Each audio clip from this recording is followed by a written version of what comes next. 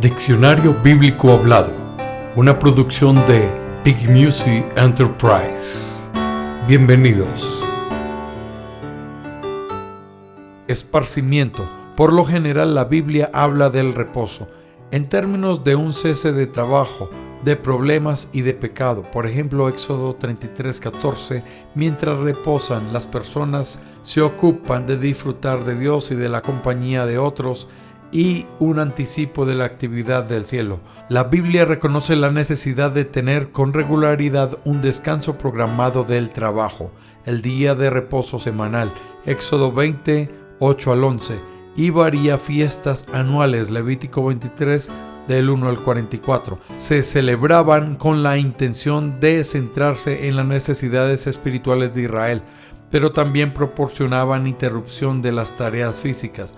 La ley mosaica ordena para los recién casados una luna de miel de 1 año de duración, Deuteronomios 24:5. Jesús trataba de hallar tiempo para estar a solas a fin de descansar y orar, pero a menudo la presión de las multitudes impedían que lo hiciera, Mateo 14:13. En Israel el incienso, el estacte, el galbano y la uña aromática se usaban en la elaboración del incienso para la adoración, Éxodo 30, 34 y 35. Para preparar el santo aceite de la unción se empleaban bálsamos, mirra, canela, acacia y cálamo, Éxodo 30, 23 al 25. Algunas especias usadas en la preparación de cosméticos era casia, aloe y nardo, Cantares 4:14.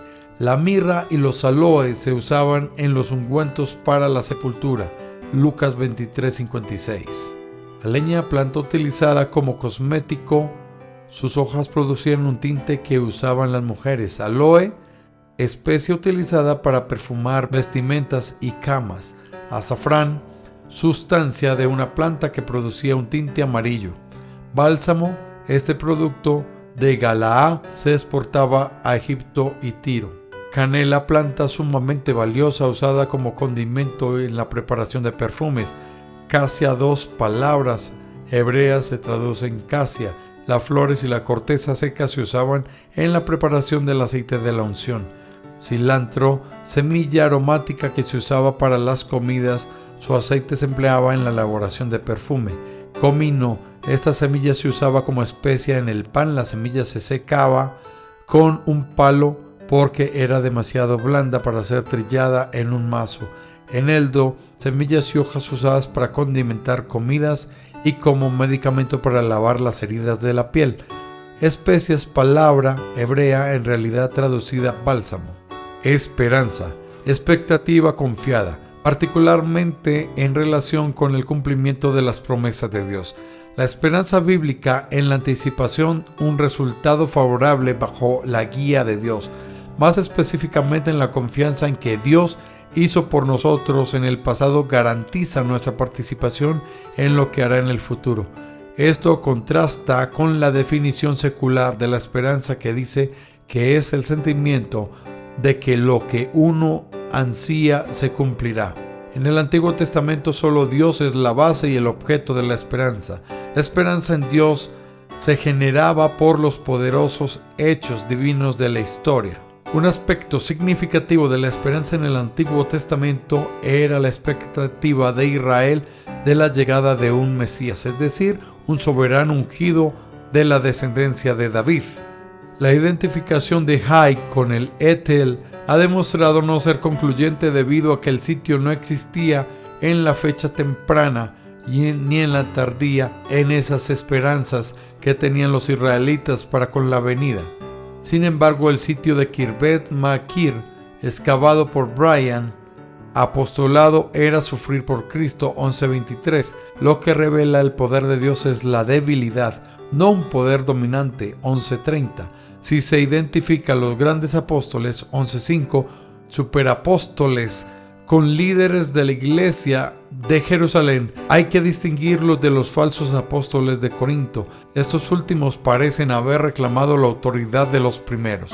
A los falsos apóstoles de Apocalipsis 2:2 se los llama malos y mentirosos. Tal vez deban ser identificados con los nicolaitas que actuaban en Éfeso 2:6 y en Pérgamo 2:15, y con los seguidores de la falsa profetisa de la Tiatira 2:20.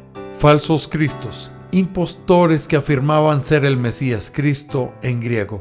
Jesús asoció la aparición de los supuestos Mesías con la caída de Jerusalén, Mateo 24, 23 al 26.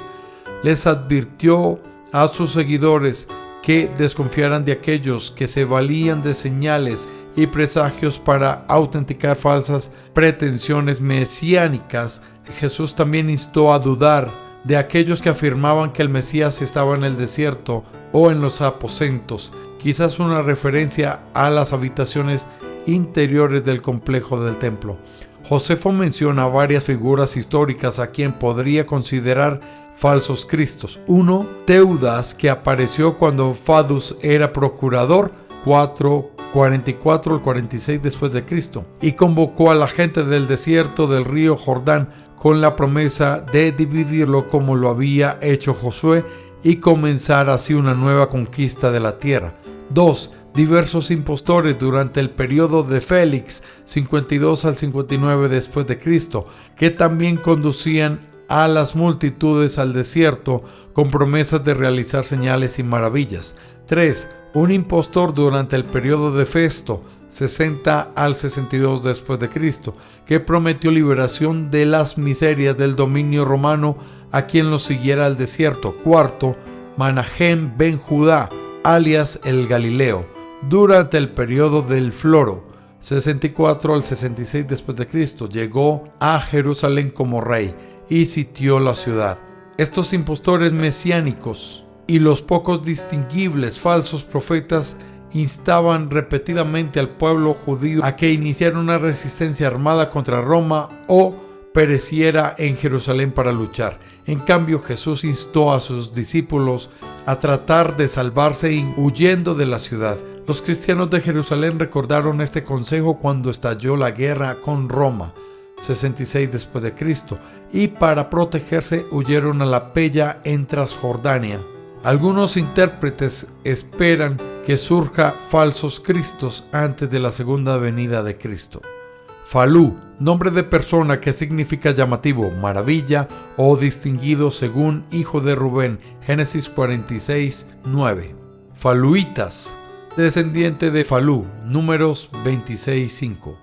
Familia, grupo de personas unidas por lazos de matrimonio, sangre o adopción, que permite la interacción entre los integrantes de la casa en sus diferentes roles sociales. Dios ha ordenado que la familia sea instituida básica de la sociedad humana. Terminología dentro del pueblo étnico de Israel que descendía de Jacob. Había 3 niveles de relaciones familiares.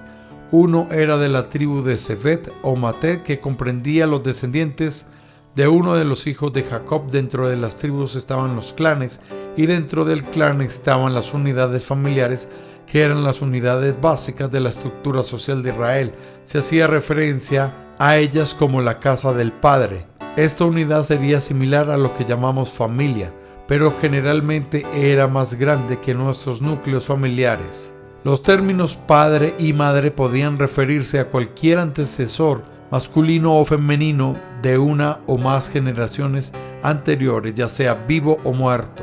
En el Antiguo Testamento, la importancia de la unidad familiar en Israel se percibe en que por lo menos la mitad de los delitos capitales estaban vinculados con la familia, entre ellos el adulterio, la homosexualidad, el incesto, la desobediencia persistente o la violencia contra los propios padres y la violación. Levíticos 20. En el Nuevo Testamento, así como la familia fue la unidad básica de la sociedad y de Israel en el Antiguo Testamento, también fue esencial para la vida y el crecimiento de la iglesia primitiva. Los misioneros apostólicos enviados por Jesús debían dirigirse especialmente a las casas de familia. Mateo 10:11. Fantasma. Las traducciones modernas usan el término fantasma para aludir a los espíritus incorpóreos de los muertos. Cuando Jesús caminó sobre el agua, Mateo 14:26, y cuando apareció después de la resurrección, Lucas 24:37 y verso 39, los discípulos lo confundieron con un fantasma. Fanuel, forma alternativa del nombre de persona Penuel, que significa rostro de Dios, padre de la profetisa Ana, Lucas 2:36. Faraón, título que significa casa grande y que llevaban los antiguos reyes de Egipto. Cada antiguo faraón tenía 5 grandes nombres que recibían el día de su asunción. ¿Cómo se consideraba apropiado usar estos nombres tan poderosos de manera directa? Se recurría a un circunloquio de cortesía. Al monarca se lo llamó faraón. Los egipcios aplicaron la palabra faraón al palacio real y a sus alrededores de la dinastía cuarta. Alrededor del 2500 a.C., el título de faraón se le aplicó al rey desde alrededor del 1500 a.C. hasta la dominación persa aproximadamente en el 550 a.C. En el Antiguo Testamento puede distinguirse en referencias a 10 faraones: el faraón de Abraham, Génesis 12, 10 al 20, el de José, Génesis 39, 50, el de la opresión, Éxodo 1, el del Éxodo 2, 23 y el de Crónicas 4, 18, el de Salomón, Primera de Reyes 3, 11, el de Roboam.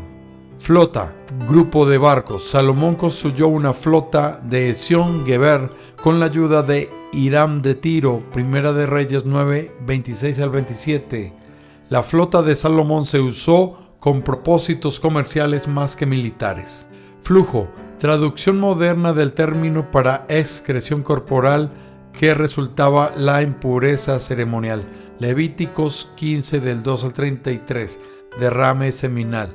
La naturaleza del flujo de los varones, Levíticos 15, 2 al 25, es confusa. Las sugerencias incluyen hemorroides, espermatorrea, es decir, eyaculación involuntaria debido a un debilitamiento de los órganos sexuales o un flujo relacionado con cierta inflamación del tracto urinario. En el caso de las mujeres, el flujo consistía en el periodo menstrual, 15-19, o la hemorragia fuera de este periodo, 15-25. El flujo hacía impura a la persona y a cualquier cosa o persona que entrara en contacto con la fuente de la impureza. Fornicación, diversos actos de inmoralidad sexual, especialmente la conducción de ramera o prostituta.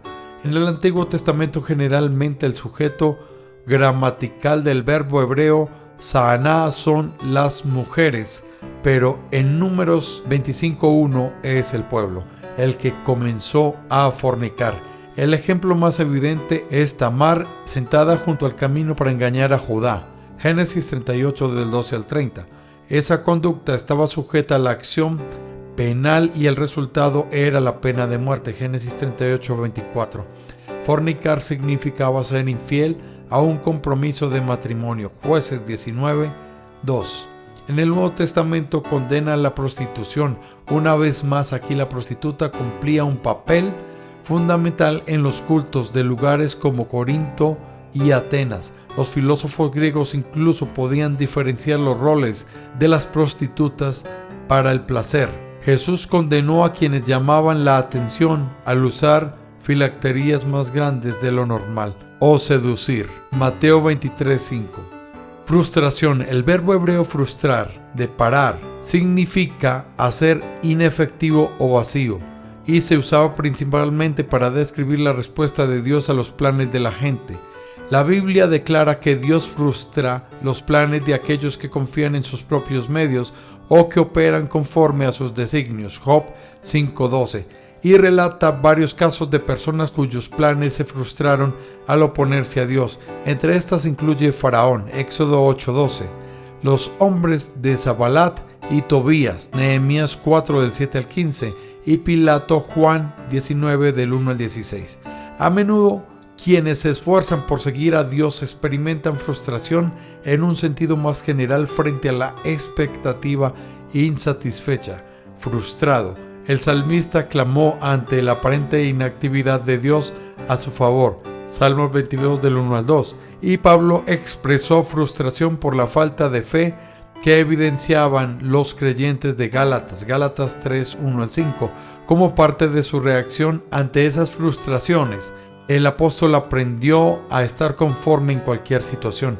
Filipenses 4 del 11 al 13. Y señalaba que con el tiempo todo obra para el bien de aquellos que aman a Dios y son llamados conforme el propósito divino. Romanos 8:28. Las promesas de consuelo de Dios se extienden a quienes se sienten frustrados. Isaías 41.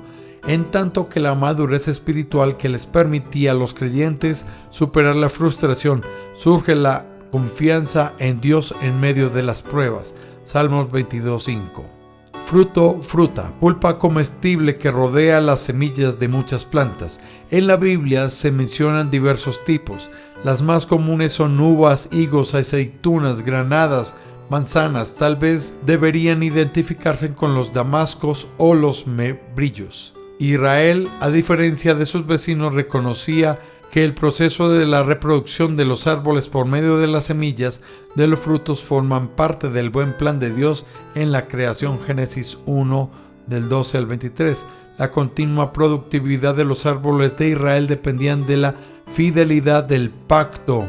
Deuteronomios 28, 4, 11 y 18. El primer fruto maduro se ofrecía a Dios. Éxodo 23, 16. En sentido figurado, el fruto del valiente es una expresión común para referirse a los descendientes. Génesis 32. Con frecuencia, fruto indica una idea cercana a lo que expresa la palabra resultado. El fruto del Espíritu Santo es el resultado de la obra del Espíritu en la vida de los creyentes. Gálatas 5, 22 al 23. Un uso similar de fruto se da cuando nos referimos a manifestaciones o expresiones de algo. Fua, nombre de persona que significa mucha. Partera hebrea que desobedeció las órdenes del faraón de matar a los bebés hebreos, varones. Éxodo 1:15. Nombre de persona que significa tintura roja, padre del juez Tola. Jueces 10:1. Y forma alternativa de púa. Primera de Crónicas 7:1.